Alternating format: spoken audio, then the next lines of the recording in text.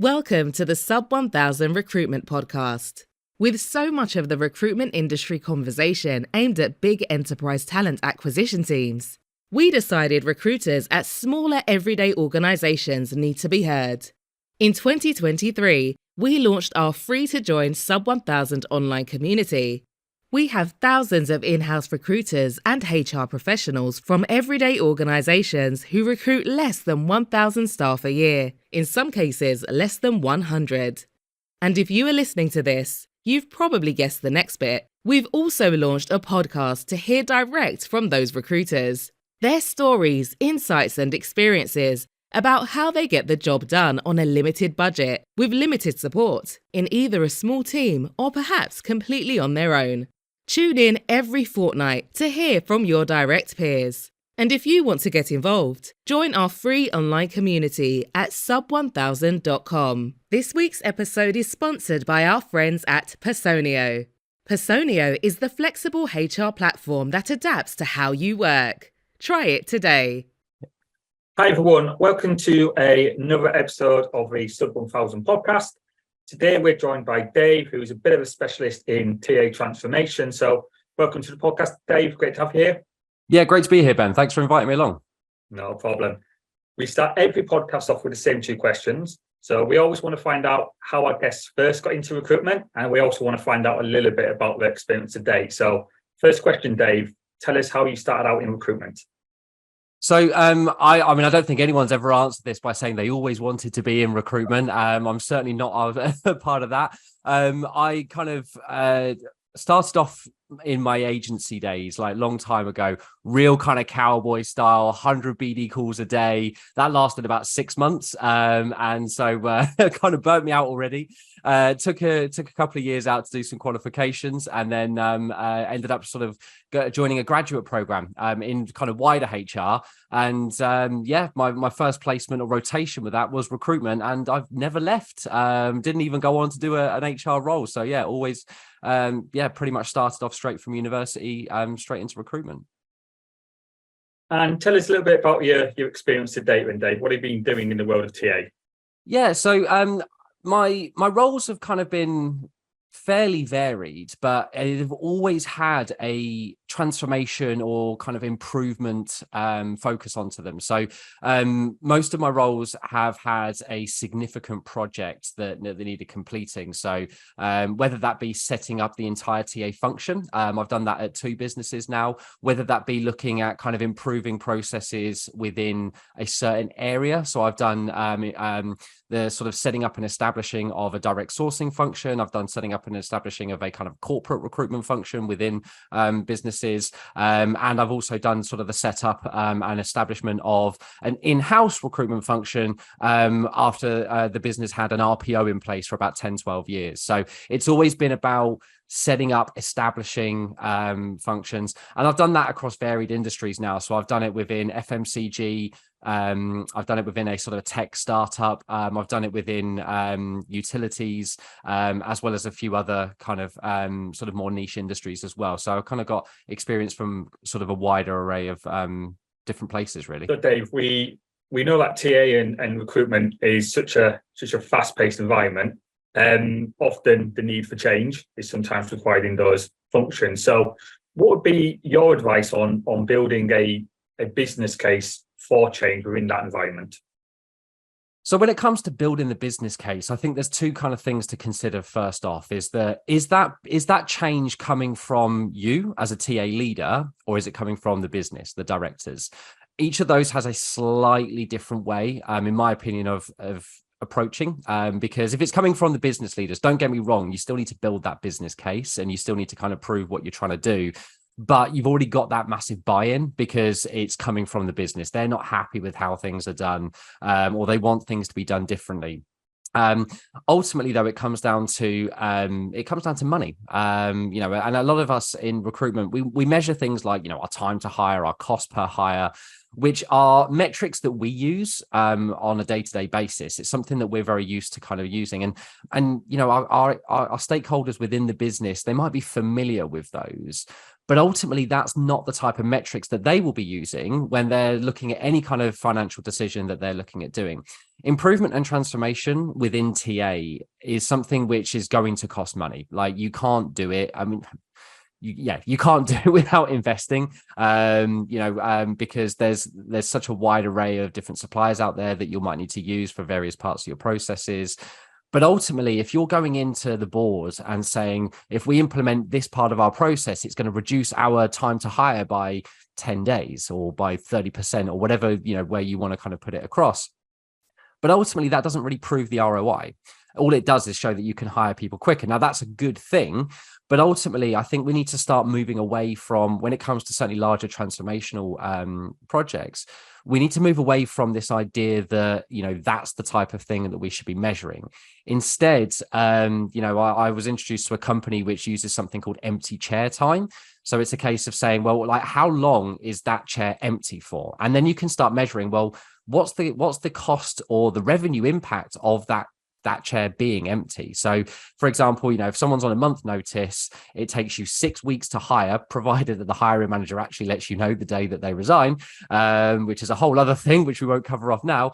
Then it's a case of saying, well, if we've got, that 2 weeks of empty chair time, but that is costing the business potentially, say, £10,000 in revenue per day, that's 10 days. That's 100 grand, right? Now, if we can say that we can reduce that time to hire down by X number of, days, you can then start to put a financial figure on it, which has more of a tangible implementation within what the board understand, right? So when we take that ROI figure that we're using with empty chair time, we can start to help translate that into something that the board understand, and they can start getting behind your decisions. This will make your business case a lot easier to get approvals with, because they've got that kind of that more financial information. They can understand what the tangible impact is on the wider business. Sometimes, Dave, there's a need to implement a new supplier into the function. So what would you say are maybe the do's and don'ts when trying to implement a new supplier into a TA or recruitment function? So I think the big thing here is be absolutely crystal clear on the problem that you're trying to solve. There's a myriad of different suppliers out there in a whole range of different shapes, different technologies, different services that they provide. And speaking from experience, without knowing exactly what you need, you can start falling down a rabbit hole of, demos and, getting really sort of drawn in by all the bells and whistles. And, don't get me wrong, every supplier does something different, right? And so that's always going to be their big selling point. And it's very easy to kind of get wrapped up in all of that.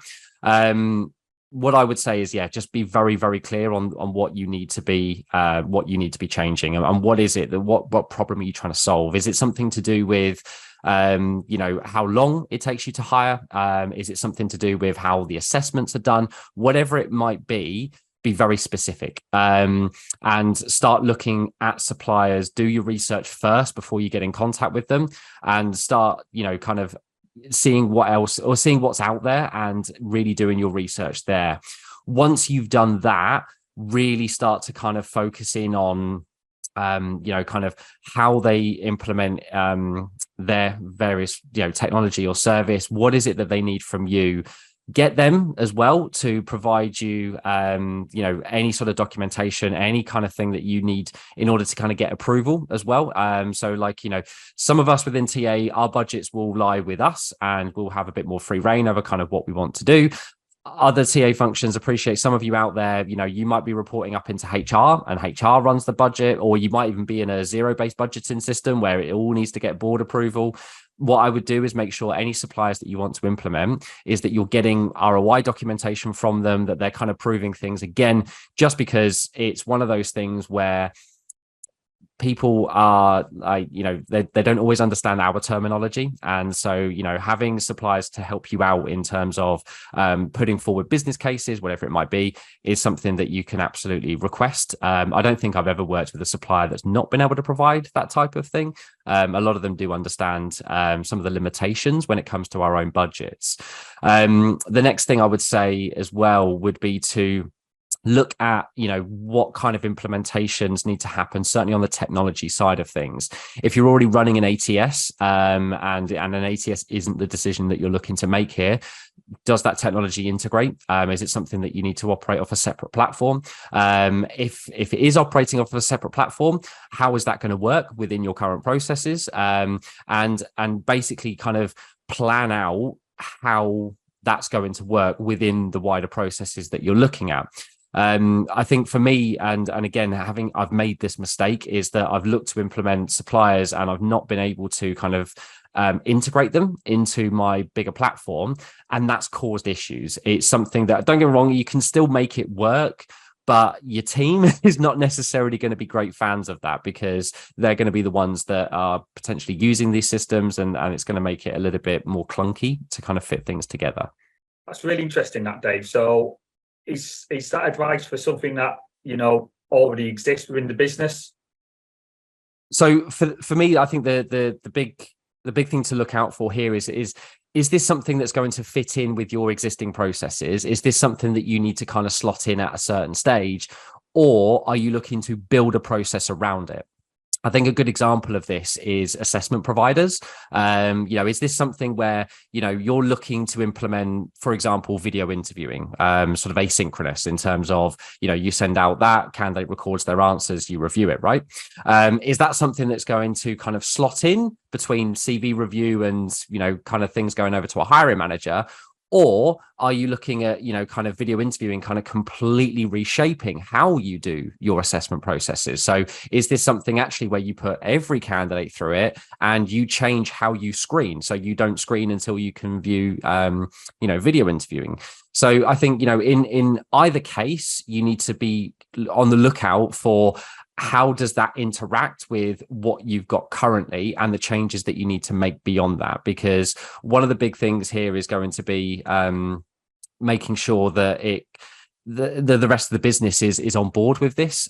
Video interviewing is always a great example in this case, because a lot of hiring managers and a lot of companies just aren't fans. It takes a lot more to kind of build that case for it. Again, this is from my experience. But yeah, I think if you need to build a new process around it, just consider what the knock-on effects of that are. So once you're ready to make a change within a business, Dave, what would be your advice or kind of guidance on how you actually would lead the team, or maybe lead the company through those changes and that change process? So I think there's a really important distinction to make between the efforts that of leading your team through the change and leading the business through the change. So I'll tackle this in two different ways.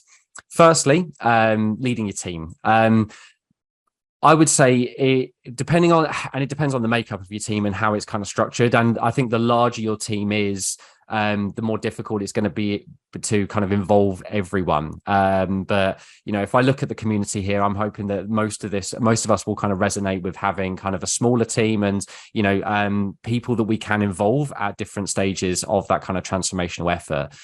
This is especially important if you're a non-recruiting manager. So if you've kind of got to a point in your career where you're kind of leading the team, but you're not managing vacancies directly, if you're looking at making changes, you absolutely need to be involving your team. They're the people that are on the ground doing the day-to-day. And if you're making changes, then you need to make sure that it's having that kind of positive impact. And they're going to be the ones that provide you with that feedback, right? And they're going to be the ones that you want to get involved.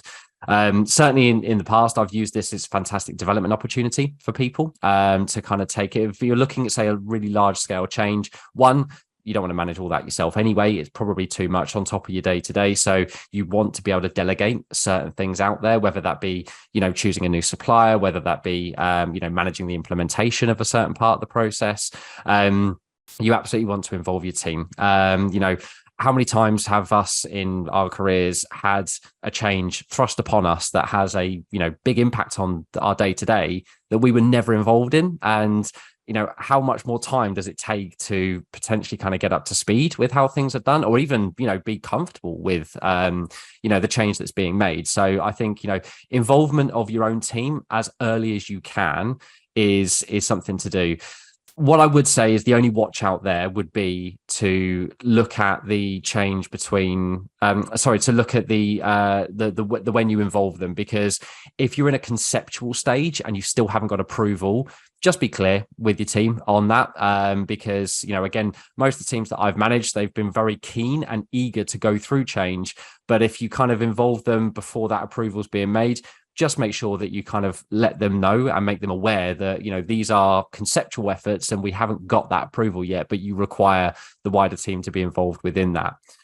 Next is leading the business through that change. And that's an entirely different beast, right? Because by this point, you've got that approval, you're ready to go ahead, and you're starting to implement some changes.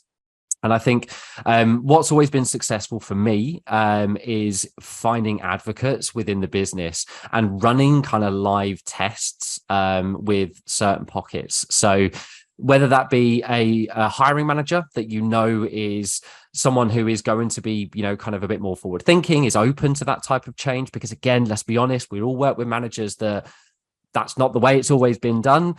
Not going to be the people that you want to involve at the early stages of this. Look at your early adopters. Look at the people who are going to be open to this.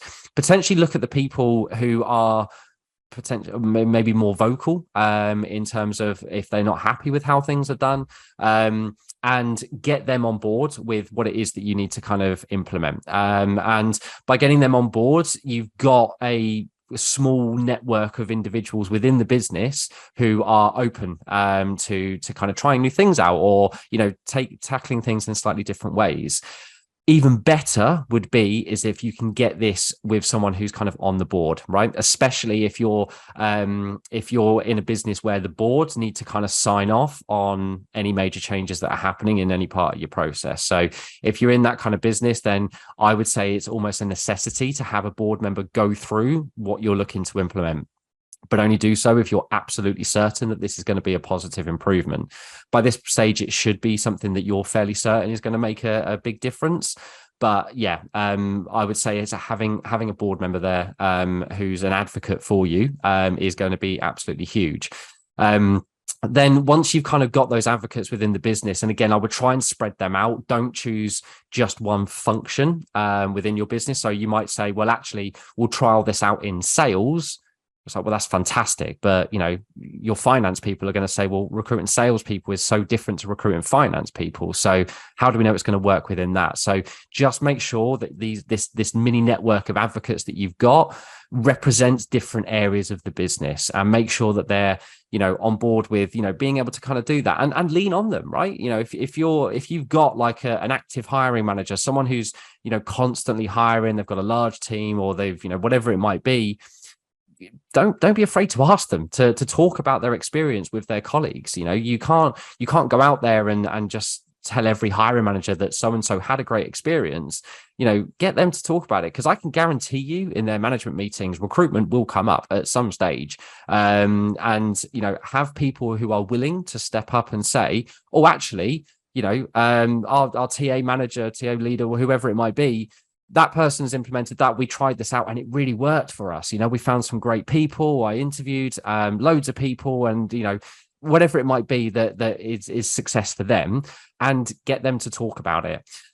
That will start to spread, and you will genuinely find that, because recruitment is always mentioned. Any management meeting, any kind of, leadership meeting, even, there's always talk about recruitment now. And, by slowly kind of building up those kind of advocates and, kind of getting people on board with new ways of working, you're going to find it a lot more of a smoother transition once you're ready to fully go live with something. I would say the watch out there is obviously that it's just about the timelines on how long it takes to implement that process. But and again, speaking from my own experience here, if you do that rather than, focusing everything to kind of launch, and if you launch, but people aren't really bought into it, they don't understand it, they don't know how to work it, you'll just find that you'll get a lot more resistance, because, you're just making a change that has a significant impact on how they recruit, and potentially how much time it's going to take them and whatever it might be. we want to make sure that people are kind of bought into it before you launch it. You don't want it to be a surprise. So that would be my best advice in terms of kind of leading the business through the change. So Dave, once you've completed a change process, or that change is been implemented and perhaps is live within an operational sense, how do you measure the success of that change and know if it's adding what you want it to add for the business? So firstly, I think there's two different kind of approaches to change, and depending on which one you pick, will have slightly different nuances as to, kind of how you measure the success of that.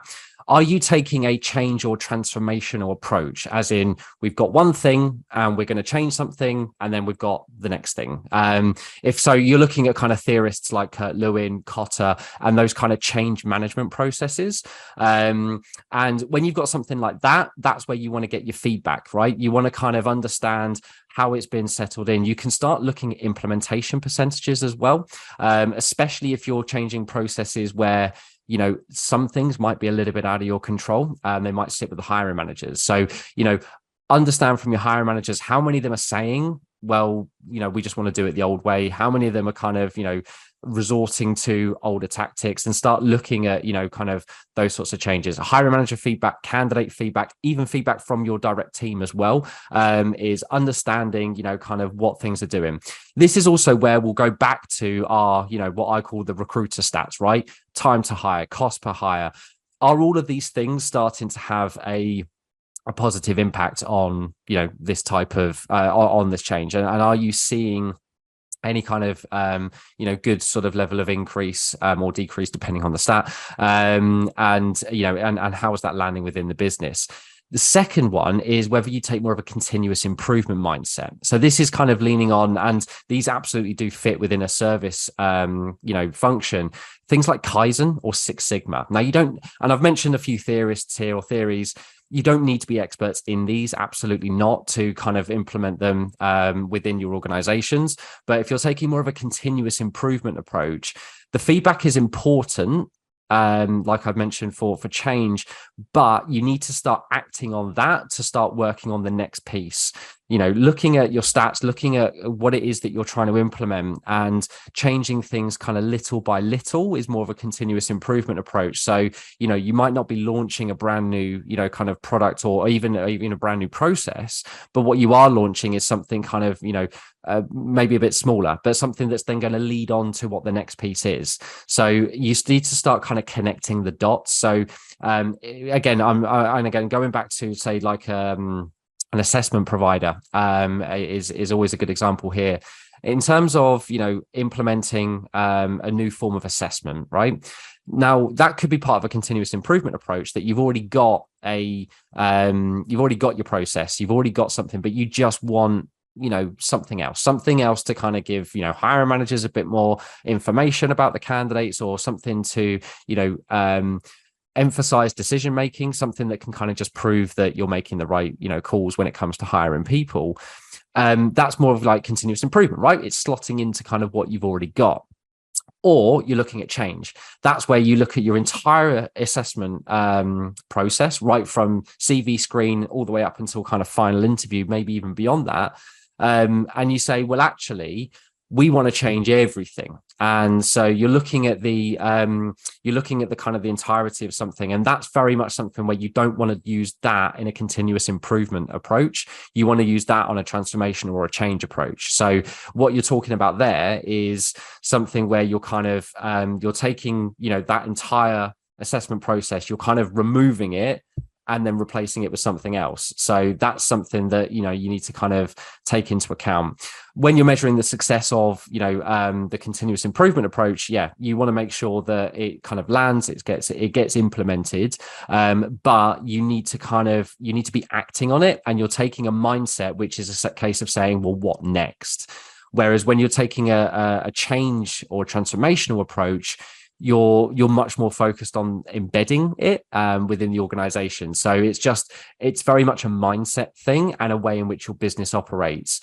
I would say as well is when you're looking at those approaches, you need to be aware of how the rest of the business is.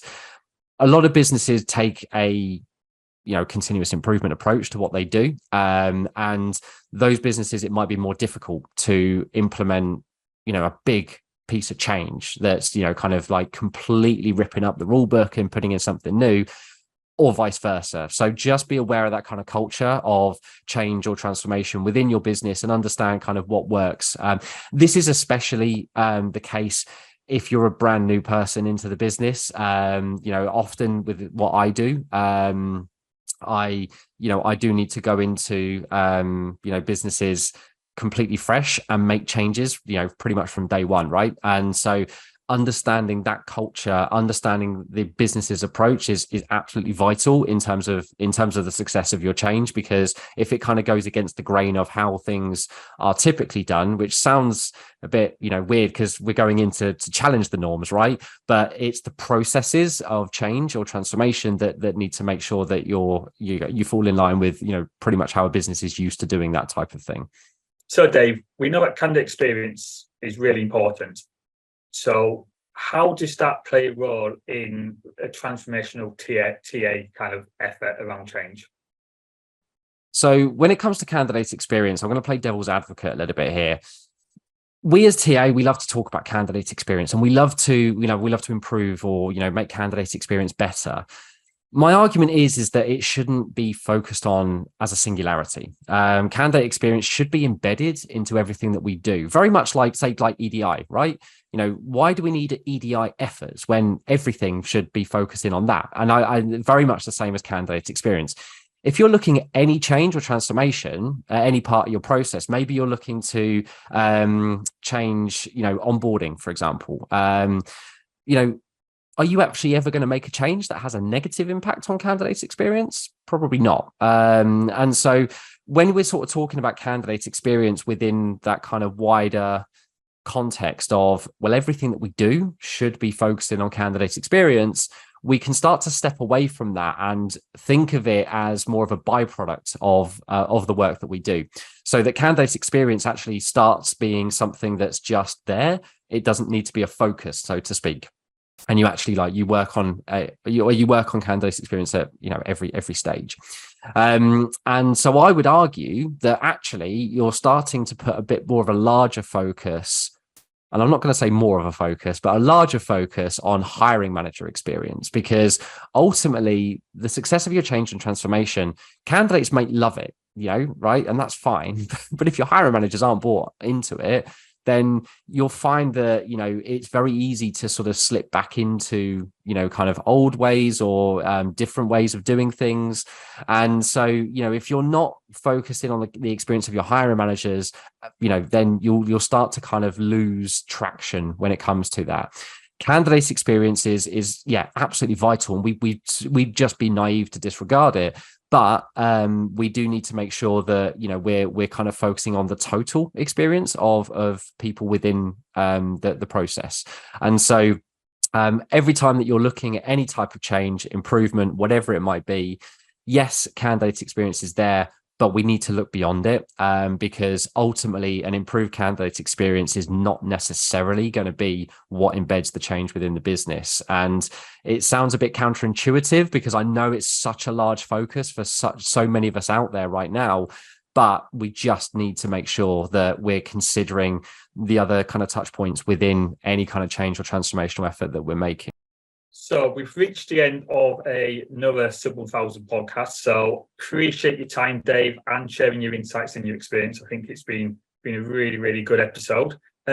Everybody, Dave is a member of the Sub 1000 community. So if there's anything that you've heard of today, if you're going through transformation, you're going through change and need some advice and guidance, maybe some support, then Dave, are you happy for people to reach out directly to you?